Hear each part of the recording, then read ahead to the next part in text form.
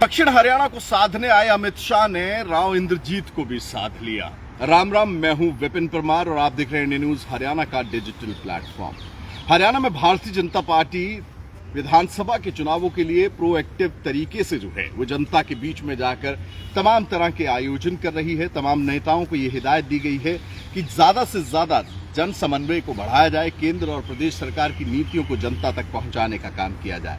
ऐसे में दो फॉर्मूलाज जो है वो इख्तियार किए गए हैं, क्योंकि हरियाणा की सियासत का चंडीगढ़ तक का सफर जो तय होता है वो दो बेल्ट्स, इंपॉर्टेंट बेल्ट्स जो हैं वो डिसाइड करती हैं, जीटी रोड बेल्ट और Ahirwal belt. GT road belt को लेकर जो समीकरण बनाए गए, जिस तरह की नियुक्तियां की गई हैं, उसके बाद भारतीय जनता पार्टी जो है वो थोड़ा संतुष्ट नजर आ रही है। वहीं सबसे बड़ी चुनौती भारतीय जनता पार्टी के लिए दक्षिण हरियाणा यानी कि अहीरवाल की बेल्ट है।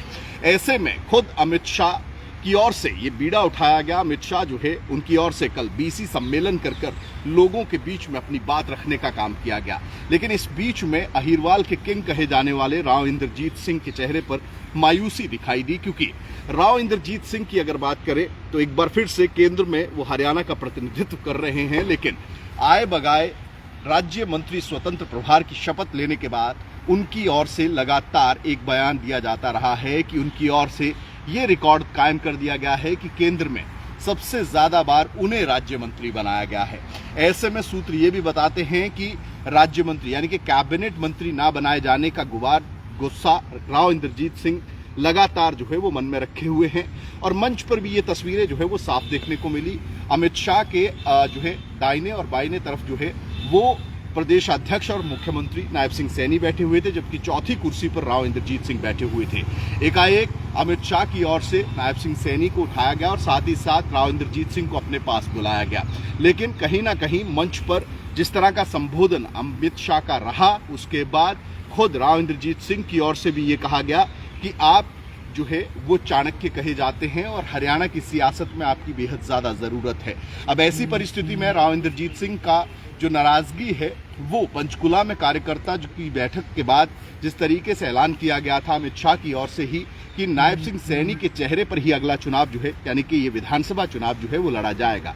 उसके बाद एकाएक राव इंद्रजीत सिंह बैठक खत्म होने के बाद बिना किसी मीडिया या पत्रकार को प्रतिक्रिया दिए अपनी गाड़ी में बैठे और सीधे निकल गए। अब ऐसी परिस्थिति में कहीं ना कहीं अहीरवाल बेल्ट को जीतने के लिए जो गणित है उसमें सबसे ज्यादा योगदान जो रहता है वो अहीरवाल बेल्ट के इन नेताओं का रहता है, यानी कि राव इंद्रजीत सिंह जो कि अहीर का रिप्रेजेंटेशन करते हैं। ऐसे में राव इंद्रजीत सिंह को साधने के लिए जिस तरह से स्ट्रैटेजाइज किया गया है अमित शाह की ओर से, मंच से भी लगातार जो है वो ना केवल मुख्यमंत्री नायब सिंह सैनी बल्कि राव इंद्रजीत सिंह को लेकर भी कई बातें जो है वो कही गई।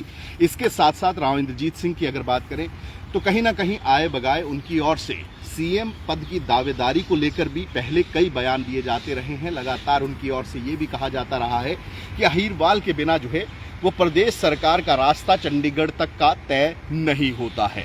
अब ऐसी परिस्थिति में जीटी रोड बेल्ट साधने के बाद जो है कहीं ना कहीं अहीरवाल बेल्ट की ओर जिस तरह से भारतीय जनता पार्टी के केंद्रीय नेतृत्व का ध्यान जिस तरह से गया है और जिस तरह से प्रोएक्टिवनेस केंद्रीय नेताओं की ओर से इस बेल्ट को लेकर दिखाई जा रही है, देखना यही होगा कि चुनावों के परिणामों में क्या नतीजे जो है वो देखने को मिलते हैं और भारतीय जनता पार्टी अपनी रणनीति में क्या कामयाब हो पाती है। क्योंकि गुटबाजी की चर्चा हमेशा कांग्रेस के लिए होती है, लेकिन भारतीय जनता पार्टी के आला नेताओं की नाराजगी क्या पार्टी के लिए भारी पड़ेगी, ये आने वाला समय तय करेगा।